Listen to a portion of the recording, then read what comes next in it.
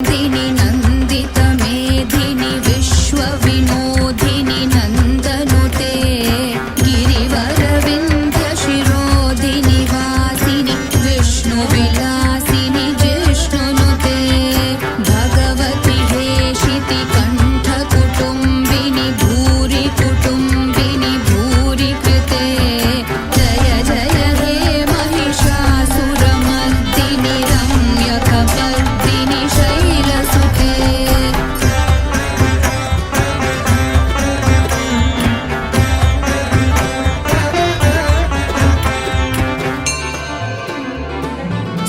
सुरवरवर्षिणि दुर्धरधर्षिणि दुर्मुखमर्षिणि हर्षरते त्रिभुवनपोषिणि शङ्करतोषिणि कील्बिषमोषिणि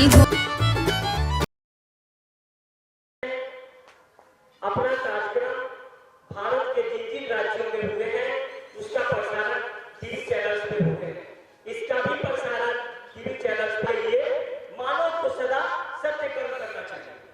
आप कोई भी यज्ञ करते हैं, कोई भी महायज्ञ करते हैं, कहीं भी पूजा करते हैं, अनुष्ठान करते हैं, तो उसका कार्य और उसका लक्ष्य और उद्देश्य यही रहता है कि कल्याण हो। क्या हो? कल्याण हो। अगर आप कहीं भी यज्ञ करते हैं तो बिना कल्याण की कल्पना करके यज्ञ नहीं करते हैं। आप सोचते हैं कि मैं ये यज्ञ करूंगा, मैं ये पूजा करूंगा, मैं ये अनुष्ठान करूंगा, मैं ये हवन करूंगा, मैं ये भगवान का नाम जपूंगा तो मेरा कल्याण होगा, मेरे समाज का कल्याण होगा, मेरे परिवार का कल्याण होगा, मेरे रिश्तेदारों का कल्याण होगा। आपके मन में यही कल्पना होता है, यही आपके मन में इच्छा होता है। लेकिन अगर कहीं पर कोई यज्ञ कर रहे हैं और उसमें अगर कोई आसुरी शक्ति यानी कि दानव, आपने देखा होगा रामावतार में, कृष्णावतार में ऐसे बड़ी बड़ी घटनाएं हुए हैं जहाँ पर यज्ञ महायज्ञ में विध्वंस डालने आसुरी शक्ति आ जाता है। वो आपके आसपास भटकेगा, आपको बाधा डालेगा, बिगड़ डालेगा, आपको उससे नहीं होना है। आपको भगवान की भक्ति और तेज करना है, बहुत तेज करना है और आपको भगवान की भक्ति में लगातार चलते जाना है और आपको प्राप्त होगा भगवान की शक्ति। इतना बड़ा शक्ति प्राप्त होगा, इतना बड़ा शक्ति प्राप्त होगा कि ये कहा नहीं जा सकता है। अगर कहीं भी आप भगवान का पूजा कर रहे हैं, भगवान का अगर आप पाठ कर रहे हैं तो वहां पर कुछ ज्ञानी लोग भी आ जाते हैं। जानते हैं वो जानते हैं कुछ नहीं लेकिन सारे के बहुत ज्यादा, लेकिन उनकी बातों पर आपको ध्यान नहीं देना। आपको जो वेद का नियम है, पुराण का जो नियम है, शास्त्रों का जो नियम है, अच्छे आचार्य जो नियम बता रहे हैं, अच्छे संत जो नियम बता रहे हैं, अच्छे योगी, अच्छे साधु जो आपको नियम बता रहे हैं, उस अनुसार से आपको यज्ञ संपन्न कराना है। बात डालने को कुछ आखिरी शक्ति आएगी। ये जो शक्ति में हुआ है, ये त्रेता में हुआ है, ये द्वापर में हुआ है और ये तो कलयुग है ना, तो कलयुग में होगा ही ना। तो आपको अपने बुद्धि विवेक से, अपने सोच से, अपने क्षमता के अनुसार से कार्य करना है। अब एक छोटा सा उदाहरण मैं आपको बता देगा। आपका एक छोटा सा परिवार होता है, आपका घर होता है और उसमें एक परिवार का मुखिया होता है। अब आपके परिवार और आपके छोटे से उस घर में आपकी माँ कहती है बेटा तेरा ये सामान बाजार से जा रहा है। अब आपके अन्य इष्ट मित्र भी आपके ऊपर कहेंगे आप अगर बाजार जाना है तो ये सामान आप लेते आएंगे। कहा गया है ना पुराने जमानों में पैर इतना पसारिए जितना चादर हो। अगर आप चादर से ज्यादा पैर पसारेंगे तो आप निकला जाएंगे, यानी कि आप गलती नहीं करेंगे। शास्त्र क्या कहता है, वेद क्या कहता है, पुराण क्या कहता है, अपनी क्षमता से आगे आप मत बढ़िए और तो आप पाइए कि मैं ही सब कुछ कर रहा हूँ। कुछ लोगों के मन में ये अहम होता है, वो सोचते हैं ना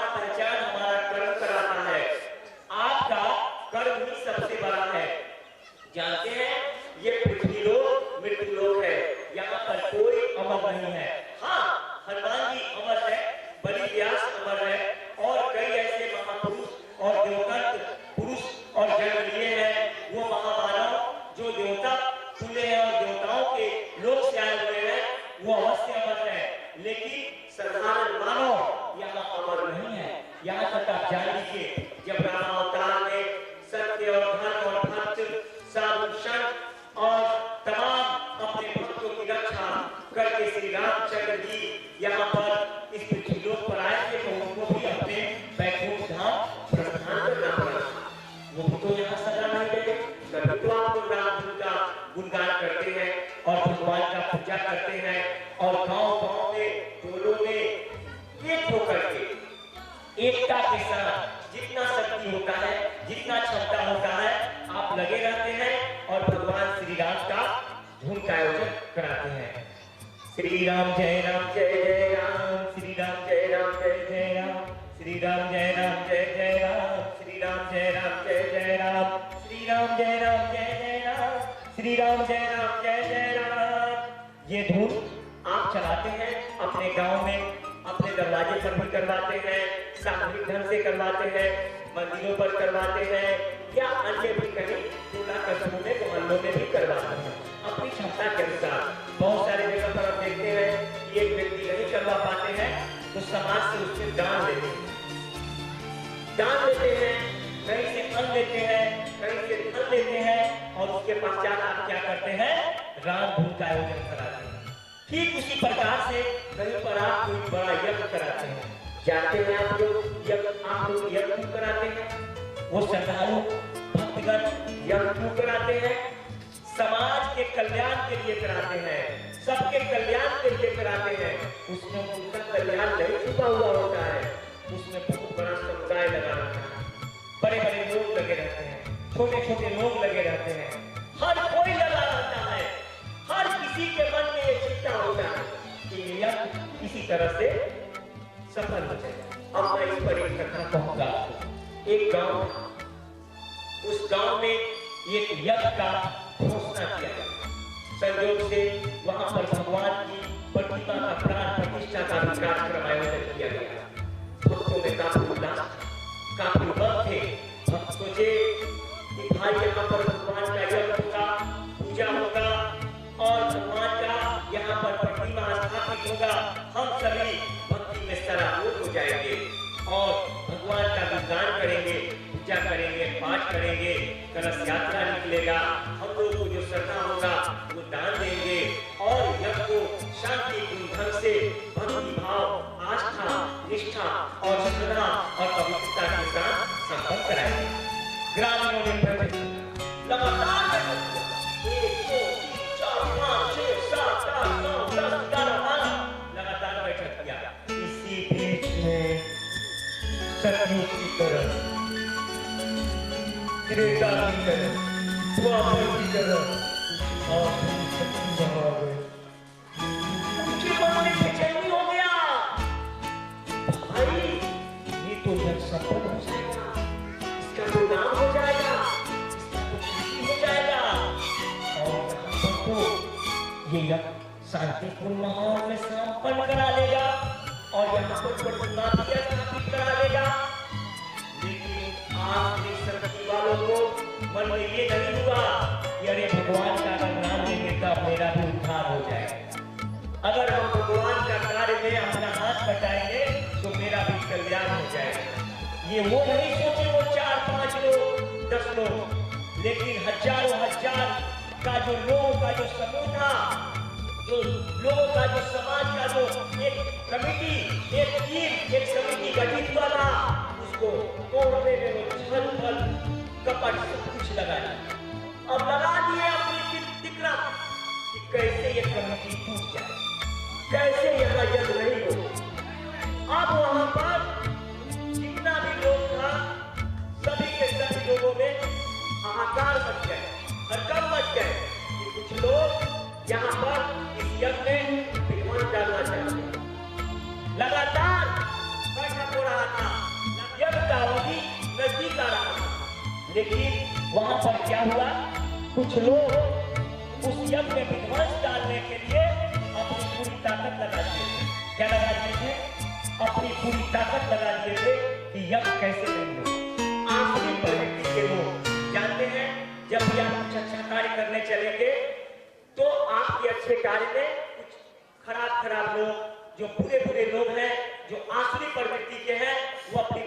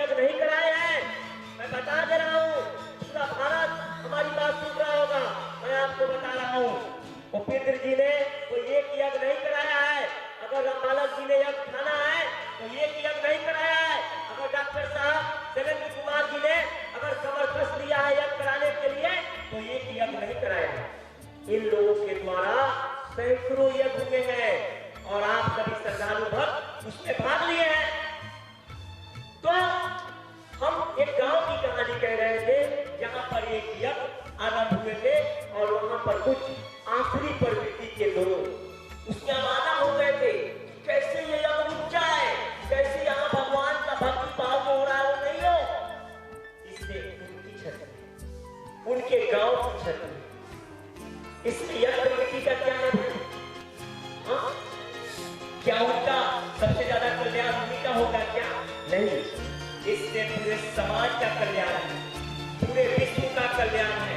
एक एक बच्चों का कल्याण छिपा हुआ है, एक एक महिलाओं का कल्याण छिपा हुआ है, एक एक लड़कियों का कल्याण छिपा हुआ है, एक एक पुरुष का कल्याण छिपा हुआ है, सबका कल्याण छिपा हुआ है। आप जानते हैं वो कन्याएं कई कई दिनों तक तप के त्याग करके लहसुन प्याज छोड़ करके कई कई कन्याएं तो उपवास पर रहती है। जानते हैं जब उनको पता चलता है कि कलशा लेके जाना है यज्ञ में, तो कितना उमंग रहता है उनके पास, कितना उत्साह रहता है उनके पास। अरे उनका तो खुशी का ठिकाना नहीं रहता।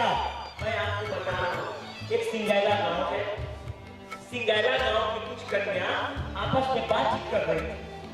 मुझे पता चला कि यज्ञ होने वाला है और हम लोगों को उसके कलशा लेके जाना है।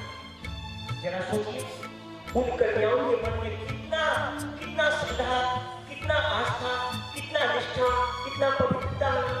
हाँ? और उसके साधना में अगर आप बाधा डालेंगे तो इससे बड़ा पाप और इससे बड़ा महापाप और क्या हो सकता है। इसलिए कहीं भी कोई भी अगर यज्ञ करा रहा हो, महायज्ञ करा रहा हो, तो कृपया करके उसमें पूरा पूरा सहयोग करें।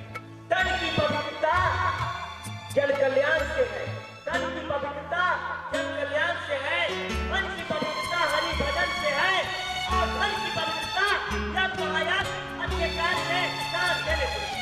क्या क्या ये मैं नहीं कह रहा हूँ, ये आपका शास्त्र कहता है, ये आपका पुराण कहता है, और ये बड़े बड़े संत कहते हैं। ये बात मन की पवित्रता हरि भजन से है, भगवान की भक्ति से है, और जन की पवित्रता जन कल्याण से है, अच्छे कार्य में सहयोग करने से है। और धन की पवित्रता यज्ञ महायज्ञ पूजा पाठ और किसी अपना असहाय इन सबको मदद करने से है। जानते हैं एक यज्ञ में कितने लोगों का कल्याण होता है? एक यज्ञ में कई प्रकार के लोग आपस में जुट जाते हैं, एक माला की भांति, और वो आपस में एक हो जाते हैं, एकता कायम हो जाता था। उसके बाद वहां पर भक्ति भाव का माहौल बन जाता था। जितना भी बाधा विघ्न होते हैं, जितना भी पाप ताप होता है, जितने भी आखिरी शक्ति के लोग होते हैं, वो भाग खड़े होते हैं। जैसा आपने देखा होगा, मैं आपको बता दे रहा हूँ, राम अवतार में जब यज्ञ में विध्वंस डालने के लिए आखिरी शक्ति प्रबल हो गए थे, तो भगवान श्री राम को बालावस्था में जाना पड़ा था और कई असुरों का उन्होंने नाश किया। ये आप लोग देखे होंगे और ये आप लोग जानते होंगे। तुलसीदास द्वारा निर्माण किया हुआ रामायण में भी और वाल्मीकि द्वारा बताए गए रामायण में भी इसके अलावा अन्य कई शास्त्र है, कई पुराण है, इसमें भी ये प्रसंग आता है। इसलिए मैं आप लोगों से आग्रह करता हूँ, अनुरोध करता हूँ कि कृपया करके कोई भी व्यक्ति कहीं भी है और जहाँ भी है, वो यज्ञ में, पूजा में, पाठ में आपको पूरा पूरा सहयोग करें। अब जरा सोचिए 3 साल तक यानी इसको 2 साल ही मानिए, 2 साल तक अभी विश्व से महामारी गया नहीं है। मैं आपको इस व्यासपीठ के जरिए मैं बता रहा हूँ, जहां तक हमारी दैविक शक्ति का जो आकलन है और जो उनका दिशा निर्देश है, अभी पूरे विश्व से महामारी नहीं गया है। आपने देखा होगा अभी हाल के दिनों में कई देशों में महामारी पूरा फैलने लगे थे, लेकिन भारत में कई ऐसे अधिकारी हैं, प्रधानमंत्री और गृह मंत्री, केंद्रीय गृह मंत्री और प्रधानमंत्री, और उसके पश्चात आपको मैं बिहार के मुख्यमंत्री, उत्तर प्रदेश की मुख्यमंत्री, मध्य प्रदेश की मुख्यमंत्री, अन्य राज्यों की मुख्यमंत्री और IAS IPS अधिकारी और थानों के पदाधिकारी और पुलिस वाले जिलाधिकारी यानी कि जिनको आप डीएम साहब कहते हैं, अन्य जितने भी अधिकारी और पदाधिकारी हैं, वो एक होकर के महामारी से बचाने के लिए कमर कस लिए थे और सारी मुसीबत झेलकर आपके बीच आते थे और हाथ जोड़ करके विनती करते थे कि कृपया करके महामारी रोकथाम नियमावली का पालन करें। पूजा रुक गए थे, पाठ रुक गए थे, मंदिरों में सब कुछ लगभग सामूहिक तौर पर कार्यक्रम बंद हो गए थे, यहाँ तक कि कांवड़ यात्रा भी बंद हो गए, रेलवे स्टेशन बंद हो गए, गाड़ियां बंद हो गए, एरोप्लेन बंद हो गए, यानी कि सब कुछ बंद हो गया, यानी कि सब कुछ ठहर गया। जरा सोचिए, आखिर कौन सा कुरीति हुआ, कौन सा दोष हुआ? क्या ऊपर वाले चाह जाएंगे, भगवान चाह जाएंगे, देवादिदेव महादेव चाह जाएंगे, महाशक्ति महामाया दुर्गा चाह जाएगी? तो क्या ऐसी विपत्ति और ऐसा क्रांति आएगा? कभी नहीं आएगा। तो हम इतना अच्छा कार्य करें, हम इतना अच्छा भक्ति भाव में रहे कि ऐसा क्रांति दूर भागे। अगर उसको आप पुकारे भी तो वो प्राण लेके ऐसा महामारी भागे और आपके पास फटके भी नहीं। मैं आपको बता दूं, बिहार में ऐसे IPS अधिकारी हैं, ऐसे IAS अधिकारी हैं, ऐसे पदाधिकारी हैं थानों में, ऐसे DSP हैं, ऐसे SDM और SDO हैं, जो कड़ी मेहनत करके एक करके आपको बचाने का काम करें, ताकि आपको मौत के मुंह से निकाल दिया जाए। बहुत क्षति हुआ, बहुत ज्यादा क्षति हुआ, सब जानते हैं। लगभग कई देश तबाह हो गए, कई जिला तबाह हो गए, कई जगह लॉकडाउन लागू हो गए और लॉक लगाना पड़ा सरकार को। वो प्रशासन के अधिकारी, वो पदाधिकारी एक पैर पर खड़ा थे 24 घंटे। कई डॉक्टर्स की, कई पुलिस अधिकारियों की, पुलिस पदाधिकारियों की सबकी छुट्टियां तक रद्द करना पड़ा। बहुत सारे डॉक्टर उस कोरोना के काल से मृत हो गए, बहुत सारे पुलिस पदाधिकारी की मौत हो गई, बहुत सारे हस्ती चले गए, यहाँ तक कि कई फिल्म की हस्ती भी चले गए। जरा कितना दुख भरा जब कितना दुखदायी समय था, इसकी मैं कल्पना नहीं कर सकता। इस व्यासपीठ से कितने लोगों का रोजगार चला गया, कितने लोग घर से बेघर हो गए और दूसरों का रोजगार छिप गए। अरे मंदिरों में पूजा कराने वाले ब्रह्म देवता लोग बिलखते थे, तरसते थे कि अब क्या होगा, अब कैसे कोरोना जाएगा। जो भगवान से प्रार्थना करता। आप जानते हैं, जहां से मैं ये कथन कह रहा हूं और पूरा भारत देख रहा है, आपका अन्य देशों के भी लोग देख रहे हैं, विदेशों में भी देख रहे हैं। आपको पता है, इस स्थान पर भी इस उत्तम समय में यहाँ पर नवरात्र का कार्य भीड़ भाड़ में नहीं हुआ, लेकिन पूजा हुए, लेकिन नियम से हुआ, प्रशासन की देखरेख में हुआ, ताकि कोई नियम टूटे रहे। तो फिर भी यहाँ लगे हुए थे और सभी लोग लगे हुए थे। डॉक्टर साहब रामपाल जी समेत महेंद्र जी, राजा राम जी, गणेश जी, उसके पश्चात मैं बता दूं ब्रज जी, नागेंद्र जी, रंजन, राजू, अभिषेक, सभी लोग एक पैर पर खड़ा।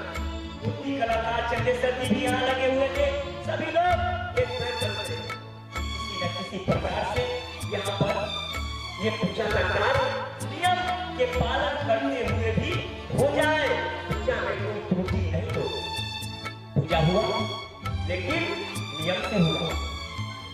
आज देखिए, अपना भारत कोरोना मुक्त होने की कगार पर है और मैं दावे के साथ कहता हूँ कि इस साल कांवड़ यात्रा भी होगा, इस साल नवरात्रा भी होगा, ये आप जान लीजिए।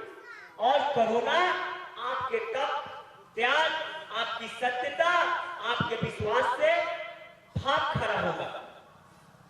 यानी कि कोरोना इस साल भारत में, भारत के सफल योग्य प्रधानमंत्री के कुशल रणनीति के कारण, गृह मंत्री श्री अमित शाह के कुशल रणनीति के कारण और बिहार के मुख्यमंत्री श्री नीतीश कुमार के कुशल रणनीति के कारण के अधिकारी और पदाधिकारी के योग्य और सुयोग्य रणनीति के कारण इस साल मैं आपको बता दे रहा हूं, भारत कोरोना मुक्त की ओर बढ़ रहा है। और जान लीजिए, मैं आपको बता दे रहा हूं इस व्यासपीठ के जरिए, इस कोरोना ने सबको तबाह किया, सबको तबाह किया। अब इस पृथ्वी पर डॉक्टर को भगवान माना जाता है। आप जानते हैं, जरा सा माथा दर्द हुआ, डॉक्टर साहब को बुलाइए। आप संपर्क करते हैं, पेट में दर्द हुआ, डॉक्टर साहब को बुलाइए। और डॉक्टर अपनी पूरी मेहनत करके, पूरी ताकत लगा के आपको बचाने का पूरा प्रयास करते हैं। वो अपनी पूरी ताकत लगा देते हैं, पूरा अनुभव लगा देते हैं, अपना पूरा ज्ञान लगा देते हैं, ताकि आपको मौत के मुख से निकाल दिया जाए। डॉक्टरों को इस पृथ्वी लोक पर क्या कहा गया है? साक्षात भगवान कहा गया है।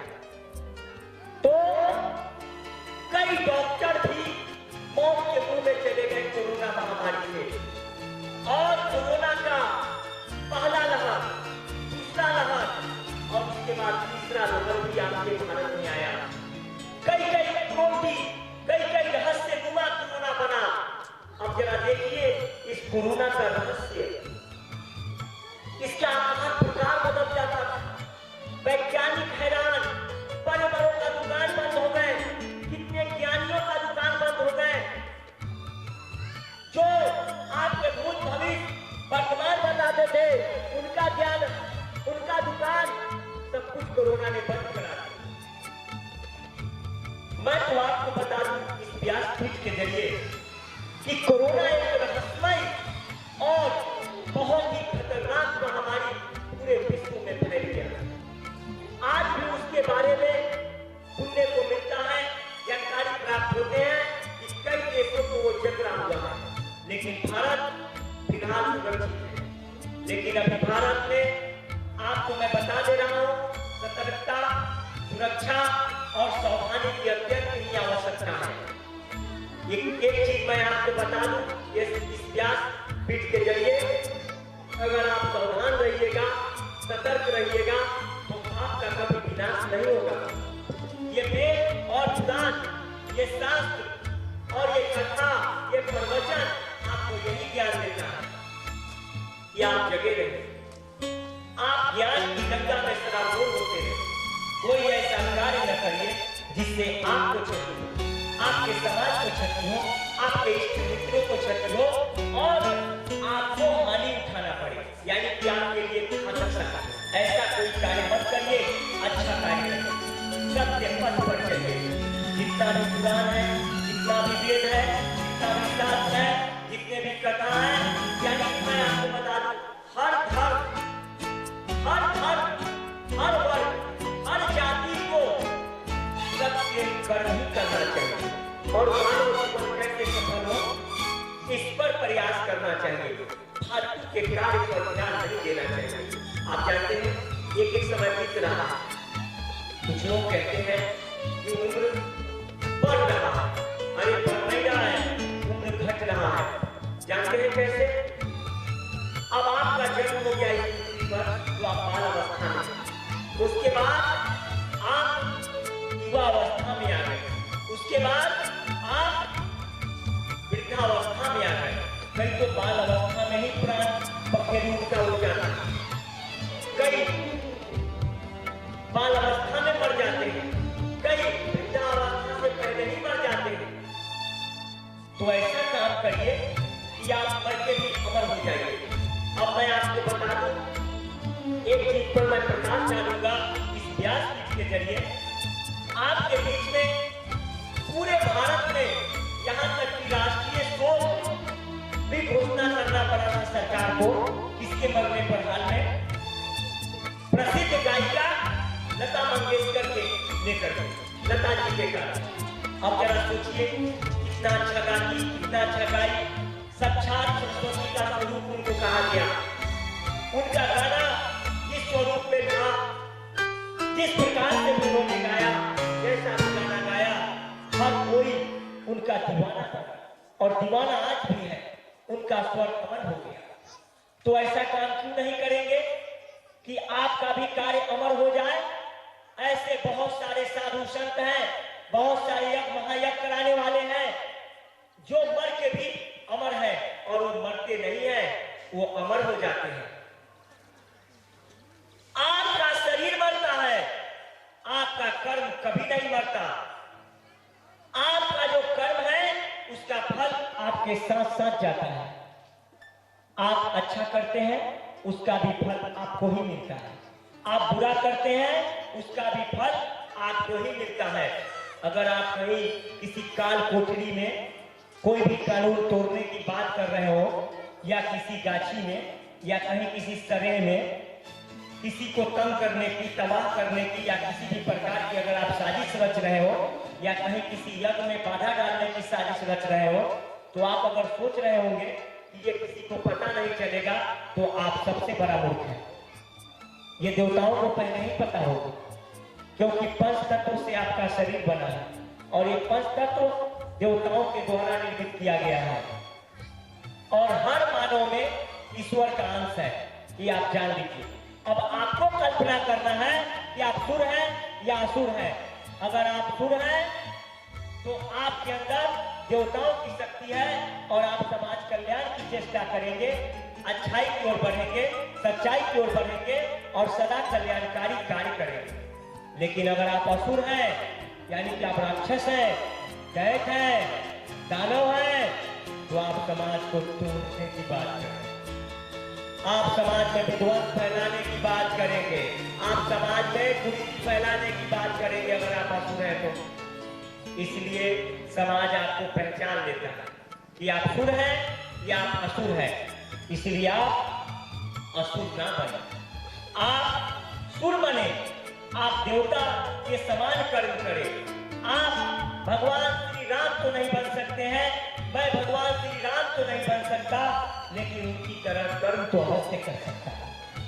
हम भगवान श्री कृष्ण तो नहीं बन सकते, आप भगवान श्री कृष्ण तो नहीं बन सकते, लेकिन भगवान श्री कृष्ण की तरह अच्छा अच्छा कार्य अवश्य करके समाज को, सत्य को, धर्म को बचा सकते हैं। जानते हैं, अब मैं थोड़ा सा प्रकाश डालूंगा।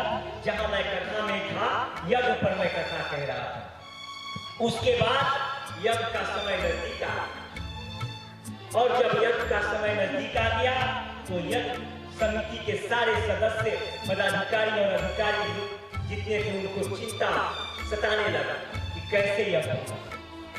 यहाँ पर राक्षस समाज लगा हुआ है कि यज्ञ में विध्वंस हो जाए, ये प्रतिमा स्थापित नहीं हो, और हम लोग देवताओं के इस कार्य को रोक दें और अपना मांग भिजवा लें। अब उधर देवताओं का बैठक होता है। देवताओं ने बैठक किया, और बैठक करके देवताओं ने सोचा कि भाई काम तो कल्याण का है, समाज कल्याण का हो रहा है, और इससे पूरे समाज का कल्याण पूरा हो रहा है, और इसमें जो भी लोग लगे हुए हैं, हमारे भक्त लोग लगे हुए हैं, क्यों नहीं हम सभी उस समिति को साथ देने लगे। अब देवताओं ने क्या किया, अपना चमत्कार दिखाना शुरू किया। ये भारत का मैं एक गाँव का कहानी कह रहा हूँ, हो सकता है कि इस गाँव में यह सत्य हो और एक घटना घटित हुआ हो। मैं नाम का वर्णन नहीं कर रहा हूँ गाँव का, लेकिन ये हो सकता है कहीं सत्य। उसके पश्चात देवताओं के आशीर्वाद से, देवताओं के प्रेरणा से, वहां उपेंद्र जी, रामानंद जी, शैलेंद्र कुमार डॉक्टर, महेंद्र जी, राजा राम जी समेत अन्य सैकड़ों लोग वहां एक हो गए। भगवान का काम तो होगा। ये जो आखिरी प्रवृत्ति के जो लोग हैं ना, जो चाह रहे हैं ना किसी यज्ञ को ना होने दिया जाए, उनको भी हम लोग साथ लेके चले। अब उनको बार बार बुलाया गया समिति में। अब समिति में आते तो तरह तरह का रंगा लगाते, क्योंकि उनके मन में था यज्ञ को ही नहीं। अरे भाई, आपके पेट में जो होगा वही ना आपके मुख से निकलेगा, आपके मन में जो होगा वही मुख से निकलेगा। मन में होगा पाप का बात, तो मुख में अच्छा बात कैसे निकलेगा। आपको मैं बता दे रहा हूं, आपके घर में होगा चावल, तो ही ना आप यज्ञ में चावल डाल देंगे। आपके पास गाड़ी होगा, तो आप यज्ञ के द्वारा जब दान लिया जाएगा तो आप गाली ही देंगे।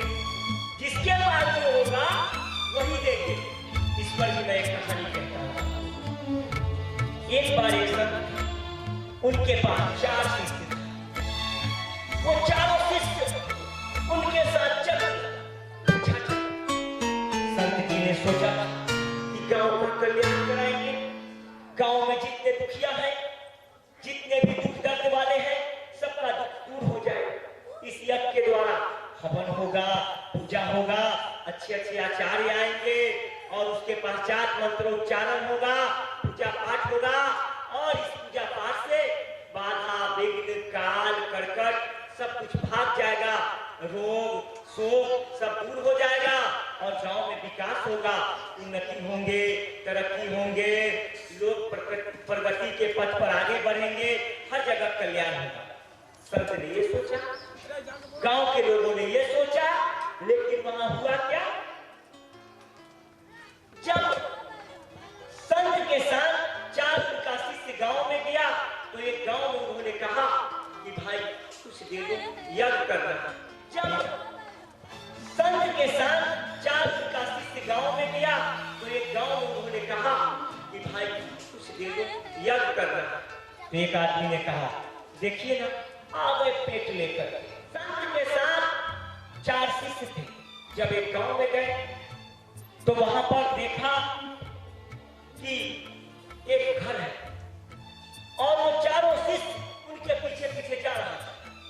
जब चारों शिष्य उनके पीछे पीछे जा रहा है तो संत ने कहा कि यज्ञ में बहुत अधिक खर्च आएंगे, उसमें अनाज चाहिए, धन चाहिए और भी नाना प्रकार के उसमें विधि है। सारे विधि को विधि पूर्वक संपन्न कराने के लिए उसमें उतना व्यय करना पड़ेगा और कोई घर नहीं छूटे, हर किसी का कल्याण भी होना चाहिए। जानते हैं, अगर आप किसी यज्ञ में दान देते हैं तो उससे क्या होता है? उसका फल आपको प्राप्त होता है, उसका फल आपको प्राप्त होता है और आपका दुख दरिद्र, आपका कष्ट ऊपर वाले जो भगवान होते हैं वो आपका दूर कर देते हैं। आप ये मत सोचिए कि हम दान दिए हैं तो इससे कुछ नहीं होगा। आप दान दीजिएगा, उससे आपका बहुत कुछ होगा, आपका सब कुछ होगा। तो आपके पास जो होगा आप वही देंगे। उसके बाद क्या हुआ आपको मैं बता दे रहा हूं। कुछ गांव के लोगों ने संत जी को कुछ दान दिया। संत जी के चारों शिष्य ने उस दान को अपने झोले में ले लिया और उस दान को लेकर संत जी काफी खुश हुए, कहे कि बहुत अच्छा। आगे गांव में गए तो वहां देख रहे हैं कि वहां पर कुछ लोग आपको बैठ करके चौकड़ी कर रहे हैं। संत जी ने कहा, शिष्यों जरा देखो, यहाँ भी कुछ ले लो ताकि इन लोगों को भी यज्ञ का कुछ फल प्राप्त हो। तो एक व्यक्ति वहां गाली गलौज करने लगा संत से और संत के शिष्यों से कहा, चलाया जोड़ी कमंडल लेकर क्यों आया? संत जी मुस्कुराए बने और उन्होंने कहा कि वाह, तुम्हारे पास गाली था, तुम गाली दे रहे हो। जिसके पास अन्न था वो अन्न दिए, जिनके पास प्रेम पूर्वक शब्द थे वो प्रेम पूर्वक शब्द दिए और जिनके पास जो होगा वो वही दे। तो संत का कद्र एक संत ही करेगा, संत का कद्र एक संत ही करेगा और योगी का कद्र एक योगी ही करेगा। इसलिए कहीं भी अगर योगी आपके पास जाए, संत अगर जाए, उनको आस्था और श्रद्धा के साथ उनको ऊंचा आसन दीजिए। उसके पश्चात उनका सम्मान कीजिए। उनके सम्मान से, उनको दिए हुए दान से आपका कुछ नहीं घटेगा, आपका कृति अर्जित हो जाएगा, आपका सम्मान बढ़ जाएगा और आपका जय जयकारा लग जाएगा। आप किसी को कुछ नहीं देते हैं, ये तन मन धन ये सब कुछ तो आपका ही है और ये तन मन धन सब कुछ तो ईश्वर का ही है। उन्होंने ही तो जन्म दिया है आपको, उन्होंने ही तो आपको इस पृथ्वी पर भेजा है। आपका ये धन, आपका ये तन, आपका ये सब कुछ ईश्वर है, आपके भगवान का है।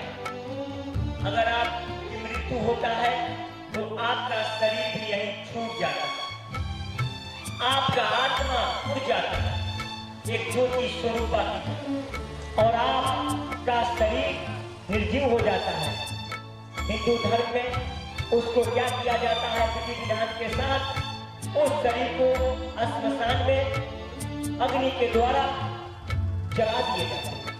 जरा सोचिए, तो किस बात की अहंकार, किस बात का ये झूठ फरेब, किस बात का ये असत्यता, किस बात का ये अक्रमणता, किस बात का ये अहंकारता। सारा वेद कहता है, सारा पुराण कहता है, छोटे से लेकर बड़े साधु संत कहते हैं कि कल्याण का कार्य करो, अच्छा कार्य करो, यही तुम्हारे साथ जाएगा, बाकी कुछ भी तुम्हारे साथ नहीं जाएगा, सब यही रह जाएगा। जानते हैं आप जो दान देते हैं उससे आपका कल्याण होता है, आप पर ईश्वर की कृपा बरसता है। तो संत जी ने क्या किया, अपने शिष्यों को लेकर के आगे बढ़े। अब दूसरे गांव में तो शिष्य ने पूछा कि गुरुदेव, वहां पर आपको गाली दिया जा रहा था, फिर भी आप सबको आशीर्वाद दे रहे थे। गुरुदेव मुस्कुराए और बोले, हे प्रिय शिष्यों, तुम नहीं जानते, उनके पास गाली था, वो गाली दिए, मेरे पास आशीर्वाद है, मैं आशीर्वाद दिया। तो जरा कल्पना कीजिए, जरा चेष्टा कीजिए, जरा सोचिए, जरा समझिए, जिसके पास जो होगा वही देगा। जब आप किसी यज्ञ के लिए भिक्षाटन करने जाते हैं, जब आपके गांव समाज में कोई योगी आते हैं भिक्षाटन करने, तो उसमें कुछ लोग उनको दान देते हैं और कुछ लोग उनका निंदा करता है, कुछ लोग उनका मजाक उड़ाता है। तो ये जान लीजिए, मैं आज व्यासपीठ के जरिए आप बताना चाहता हूं पूरे भारत को और विदेशों को, जो इस प्रकार का कुकृत करते हैं, जो इस प्रकार का कुकृत करते हैं, वो समझ जाइए इसी समय उन्होंने काल को आमंत्रण पत्र भेज दिया। उन्होंने विनाश का आमंत्रण पत्र उसी समय भेज दिया है। हो सकता है साधु के भेष में आपके पास स्वयं नारायण, स्वयं प्रभु महादेव, हो सकता है किसी संत के स्वरूप में आपके पास कोई चमत्कारी पुरुष आ गया, हो सकता है आपके पास संत के भेष में, योगी के भेष में, साधु के भेष में कोई बड़ा पुरुष आ गया। तो आप उनसे कुछ सीखिए, कुछ प्राप्त कीजिए और उनके सामने ज्ञानी मत बनो। ज्ञानी ज्ञान बन के कभी किसी से ज्ञान प्राप्त नहीं कर सकता। जब आप अज्ञानी रहेंगे तो आपको ज्ञान प्राप्त होगा। जैसे मान लीजिए कि आपके पास गिलास है और उस गिलास में जल भरा हुआ है, तो क्या आप उसमें दोबारा जल रखेंगे? क्या नहीं रख सकते हैं। या तो उस जल को आपको फेंकना पड़ेगा, यानी कि गिलास को जब खाली करेंगे तभी ना दूसरा जल रखेंगे। तो आपकी क्षमता पर निर्भर करता है कि आप वास्तव में जो भक्ति कर रहे हैं वो वास्तव में भक्ति है या नहीं है। अगर आप भक्ति कर रहे हैं तो ज्ञान और वैराग्य तो स्वतः आपको प्राप्त हो जाएगा, क्योंकि भक्ति का जो पुत्र है ज्ञान और वैराग्य, और आपको ज्ञान की गंगा में स्वतः ईश्वर के द्वारा स्नान कराए जाएंगे, सरस्वती की कृपा हो जाएंगे, महाशक्ति महामाया दुर्गा का कृपा हो जाएगा, नारायण श्री हरि विष्णु का कृपा हो जाएगा, ब्रह्मदेव का कृपा हो जाएगा, देवादिदेव महादेव का कृपा हो जाएगा, देवी महाशक्ति देवी पार्वती जी का कृपा हो जाएगा, गणेश जी का कृपा आप पर बरस जाएंगे, कार्तिकेय का कृपा हो जाएगा, आदित्य का कृपा हो जाएगा, सप्त ऋषियों का कृपा हो जाएगा। सारा का सारा वेद और पुराण आपके पास स्वतः चला है। अपने आप आपको कहीं जाने की जरूरत नहीं है, आपको कहीं भटकने की जरूरत नहीं है, आपके शरीर में ही है। बस इस मन को आप केंद्रित करें एक स्थान पर, इसको मन भटकाइए, मन को मत भटकाइए। जब आप मन को भटकाएंगे, आप जब चंचलता को प्रकट करेंगे तो भक्ति आपका समाप्त हो जाएगा। जब आप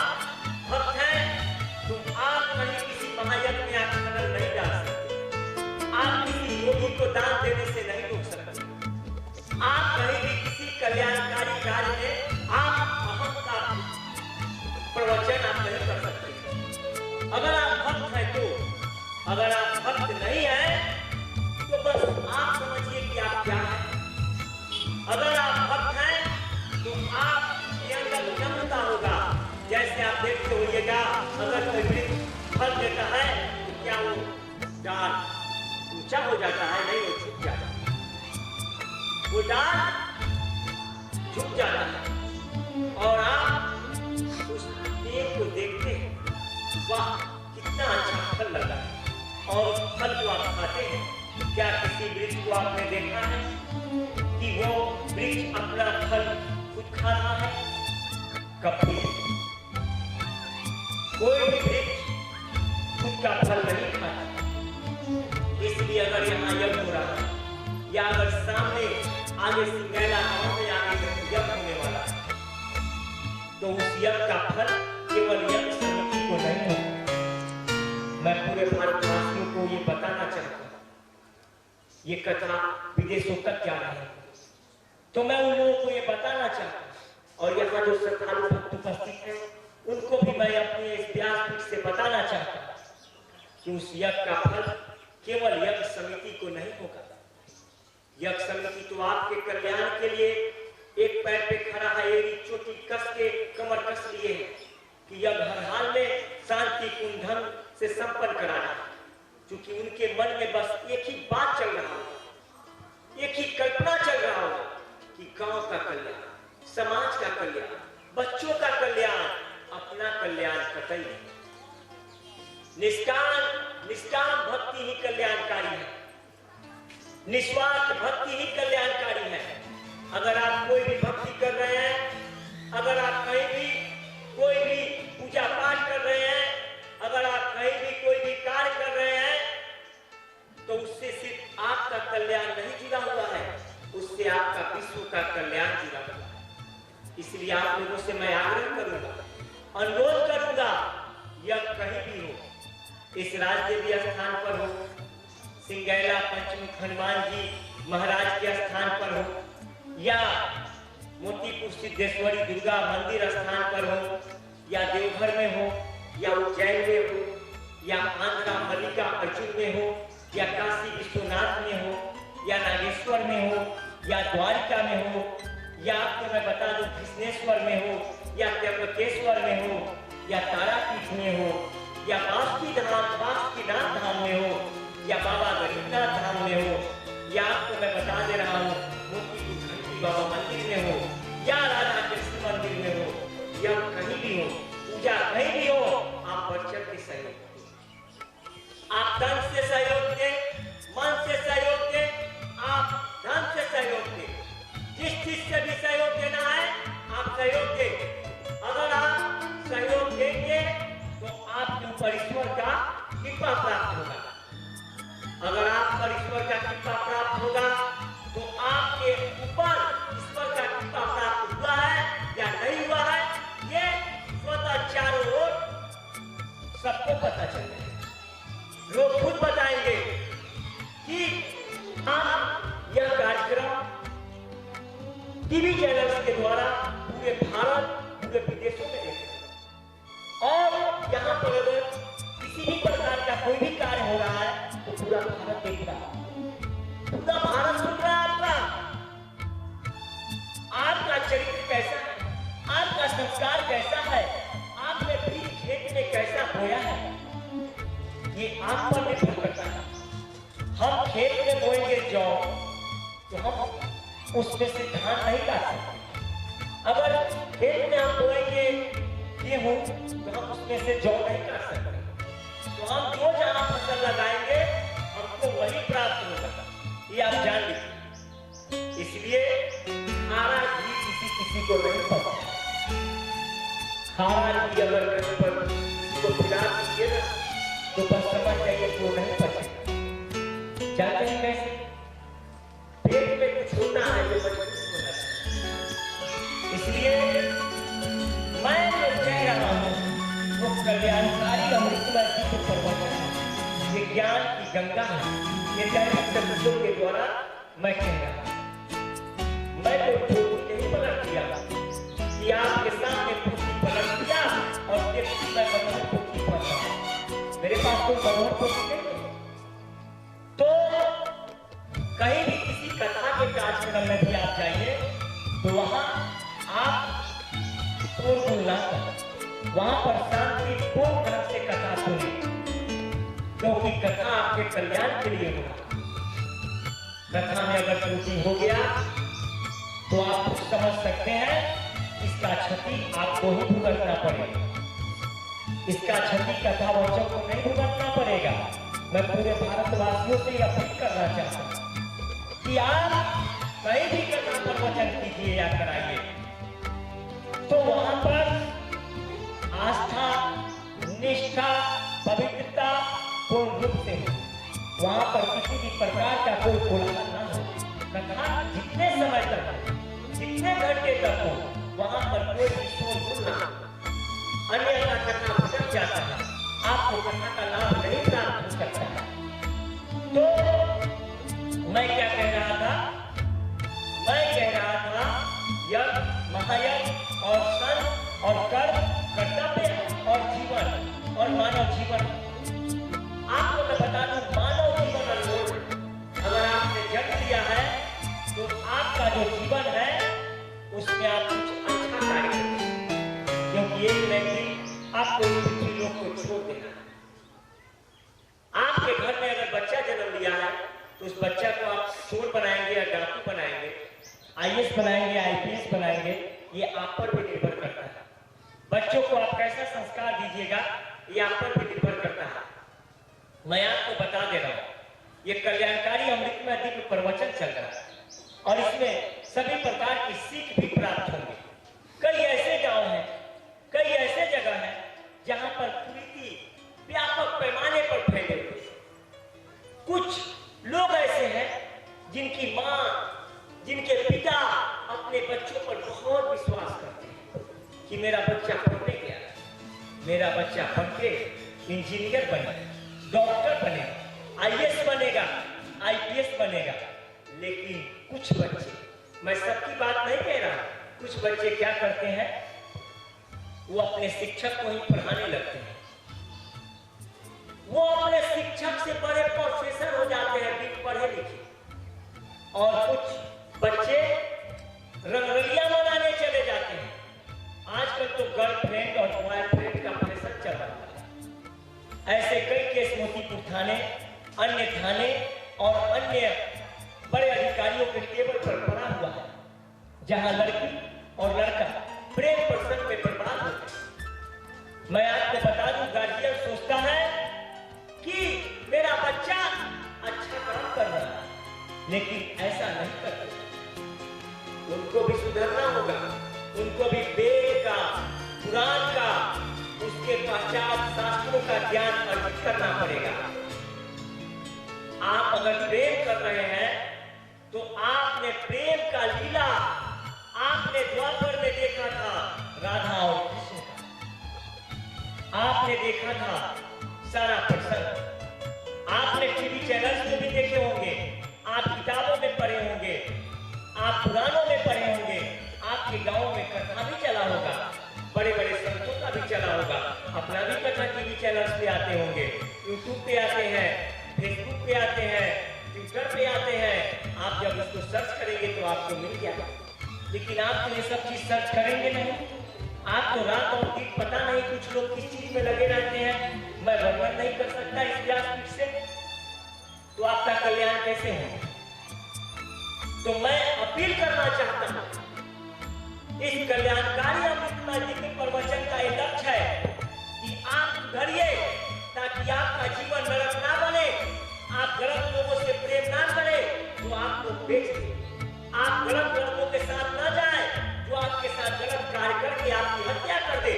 अभी हाल में बिहार के DGP SK सिंघल जी ने समाज सुधार अभियान, मैं उनकी तारीफ नहीं कर रहा, लेकिन जो उन्होंने किया है मैं उसका वर्णन अवश्य करूंगा। अभी SK सिंघल जी हाल में समाज सुधार अभियान के दौरान बहुत बड़ा ज्ञान दिए हैं लड़कियों को।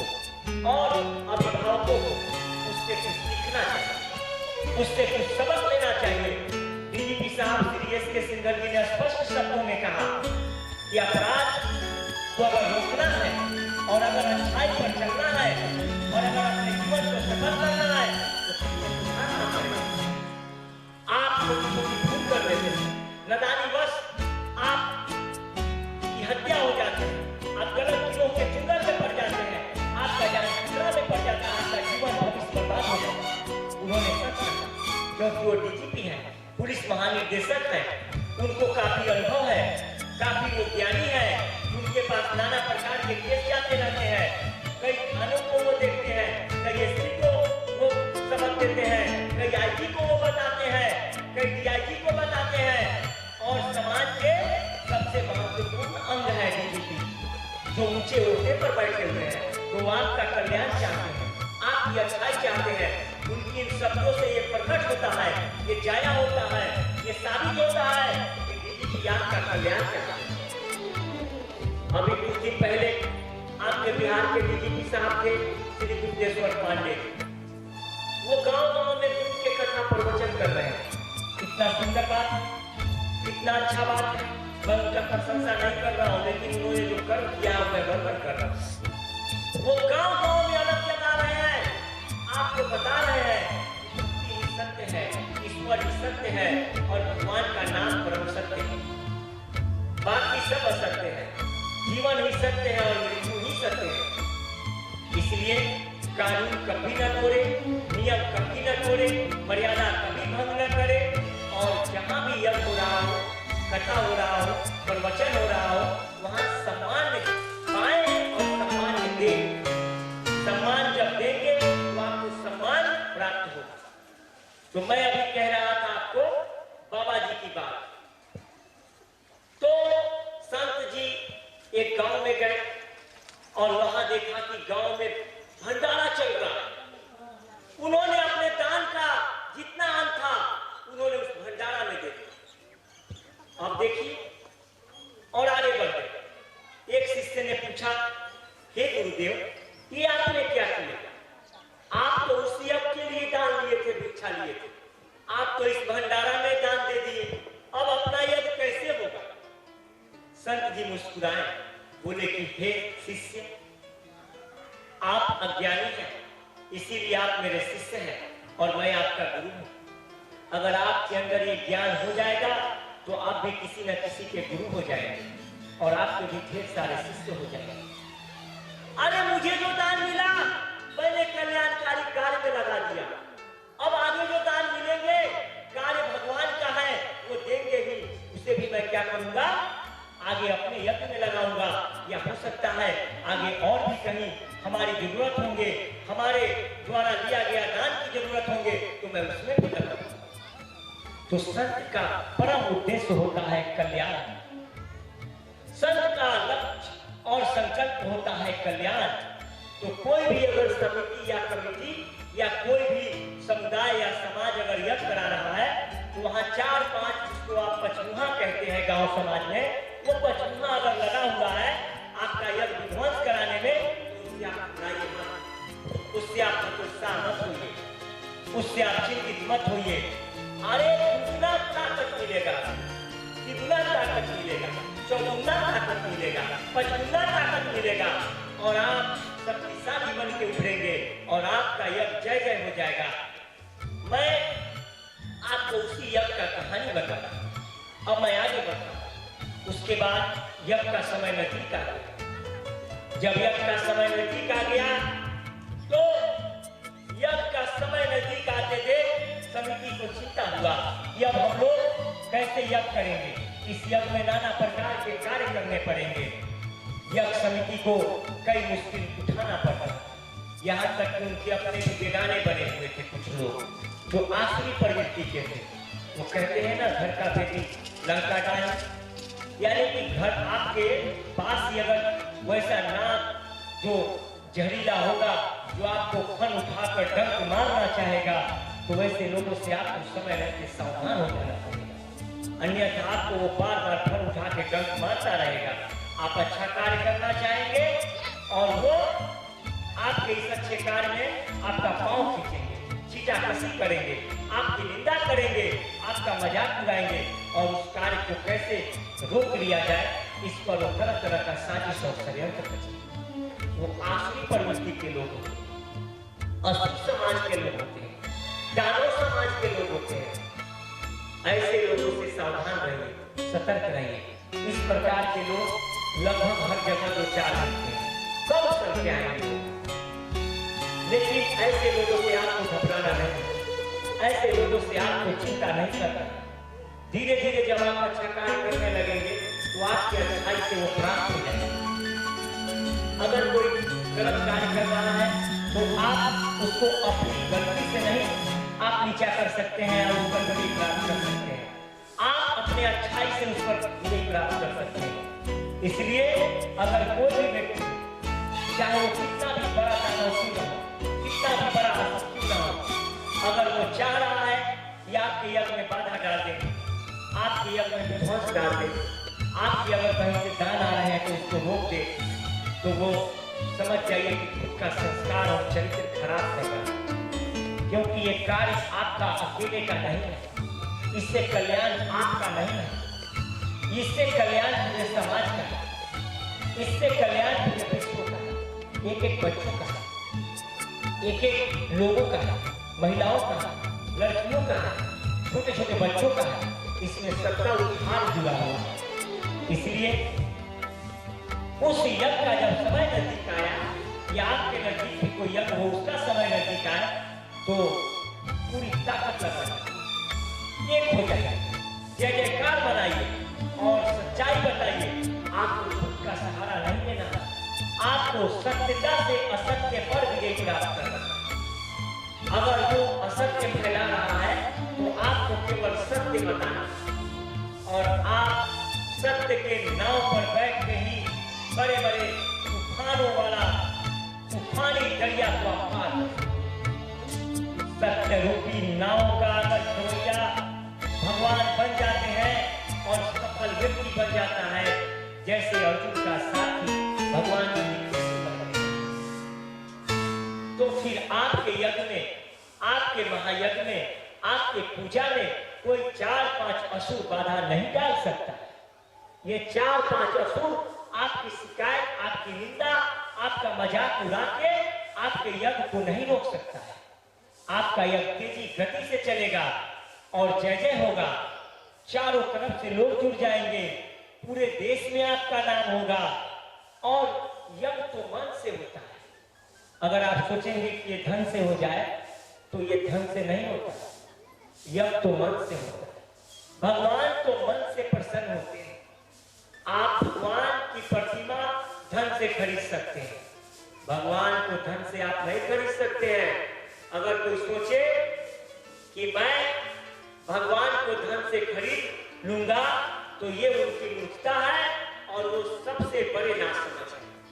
भगवान को आप श्रद्धा से, भाव से, अपने भक्ति से और अपने प्रेम से ही अपने बस में कर सकते हैं। धमकी देके भगवान को आप अपने बस में नहीं कर सकते हैं। पैसा देके आप भगवान को नहीं खरीद सकते हैं और नहीं पैसा देके आप उनको बस में कर सकते हैं। भगवान को आप सच्चे मन से, कल्याणकारी कार्य से, सत्यता के पथ से, अच्छाई से, सात्विकता से, श्रद्धा से, आस्था से, निष्ठा से, पवित्रता से और अपनी पात्रता से आप भगवान को अपने बस में कर सकते हैं। अगर भगवान को अपने बस में करना है तो आप कृपया करके भगवान की भक्ति करें, सारा भेदभाव भूल जाए, इधर क्या हो रहा है, उधर क्या हो रहा है, इन सब बातों को भूल जाए।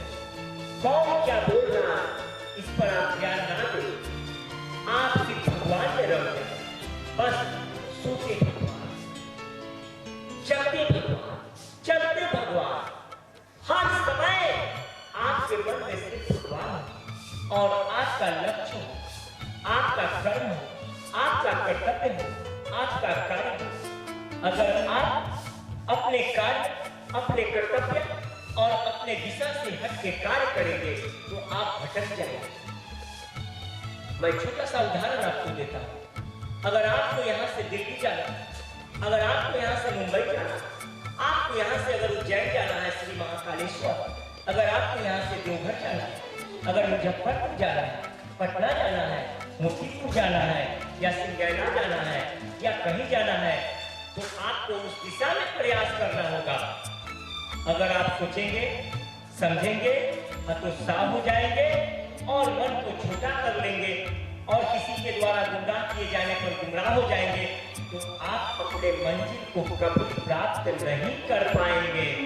आप मंजिल से भटक जाएंगे और आपकी जगह हसाई होने लगेगा, आपकी बदनामी हो जाएगी। इसलिए अगर आपके बीच कोई आपको गुमराह कर रहा है, तो ईश्वर ने आपको बुद्धि विवेक दिया है, आपको आंखें मिला है, आपको कान मिला है, आपके पास इंद्रियां हैं, आपके पास वो चक्षु है, आपके पास वो मन है, आपके पास वो तन है, आपके पास वो ज्ञान है, जिससे आप अच्छा और बुरा, सत्य और असत्य को आप परख सकते हैं और कहाँ क्या सही है, कहाँ क्या गलत है, इसको आप समझ सकते हैं। अगर आप पूछेंगे कि अब मुझे क्या किया है, वहां नहीं जाना, तो आपके पास भी तो दिमाग है। बहुत सारे लोगों के पास दिमाग रहते हुए भी वो बददिमाग होते हैं। उनको क्या कहा जाता है? ज्यादा दिमाग होता है। अब मैं आपको बता दे रहा हूँ, दोनों में काफी मित्रता था। दोनों दोस्त को ट्रेन से जाना था इलाहाबाद, दोनों ने टिकट कटाया और दोनों एक टिकट पर उनका दोनों का टिकट, दोनों ट्रेन में बैठ गए। रास्ते में टीटी भाई आए, टिकट टिकट टिकट इतना कहा कि भैया हमारा टिकट, तो एक जो है सो भागने लगा और दूसरा जो है टिकट दिखा रहा। किसी को शंका हो, यार क्यों भाग रहा? तो टीटी साहब के साथ पुलिस वाले थे, उन्होंने कहा कि रुको और उन्होंने रोक लिया। अब देखिए उनके पास टिकट भी है, थोड़ी सी नासमझी था, क्या रे भैया की टिकट पर हम दोनों का टिकट है, तो फिर उसमें भागने की क्या जरूरत है? आप तो भाग के फिर मन में शंका पैदा कर दिए कि आप दोषी हैं, आपके पास टिकट नहीं है। तो ये सारी ज्ञान की बातें हैं, आप एक एक चीज से सीख सकते हैं, एक एक जगह पे जाके आप प्राप्त कर सकते हैं और अपनी नादानी और अपनी मूर्खता से सीखा हुआ चीज भी आप हो सकते हैं। बहुत सारे लोग हैं, अब एक स्थान है जहाँ पर आपको बता दें हीरा का टुकड़ा गिरा हुआ है, वहां से 5 राहगीर जा रहे हैं। अब 5 राहगीर में एक राहगीर को नजर आया हीरा का टुकड़ा, वो उठा लिया। दूसरा कहता है क्या मंगर पत्थर चूक रहे हैं भाई। उसके बाद तीसरा बोलता है इसके बाद तो कोई काम दाम है नहीं, उठा लिया ये। चौथा बोलता है इसका तो किस्मत खुल गई, हीरा था। 5वां उठाया और 5वां उसको लेकर के क्या किया, चल गया और गया उसको बाजार में पूछने गया। जब बाजार में वो पूछने जा रहा है तो उसको पता चला कि वो हीरा है, उसका कीमत अनमोल है और उसकी सारी जितनी भी दुख थे, जितनी विपदा था, वो सब दूर हो गया और मुसलमान हो गया। बाकी जो 4 आदमी उसका निंदा उड़ा रहा था, वो तो देखते रह गए, देखे कि अरे इसको क्या मिल गया, इसको तो हीरा मिल गया। आपका जो सहयोग है वो सहयोग आपका भगवान के कार्य में लगेगा और जब भगवान के कार्य में आपका सहयोग होगा तो इससे आपको आशीर्वाद प्राप्त होगा। सहयोग करते हैं तो आपको आशीर्वाद भगवान का प्राप्त होता है और भगवान आप पर कृपा करते हैं, आपका जय जय रहता है और आपका सारा बाधा विघ्न टल जाता है। वो कहते हैं ना कि दवा खाए मुख में और रोग भाग गया छूमन तक। तो यज्ञ और महायज्ञ का नंदिनी नंदित मेधिनी विश्व विनोदिनी नंदनुते गिरिवर विंध्य शिरोधिनी वासिनी विष्णु विलासिनी जिष्णुनुते भगवती हेशिति कंठ कुटुंबिनी भूरि कुटुंबिनी भूरि कृते जय जय हे महिषासुरमर्दिनि रम्यक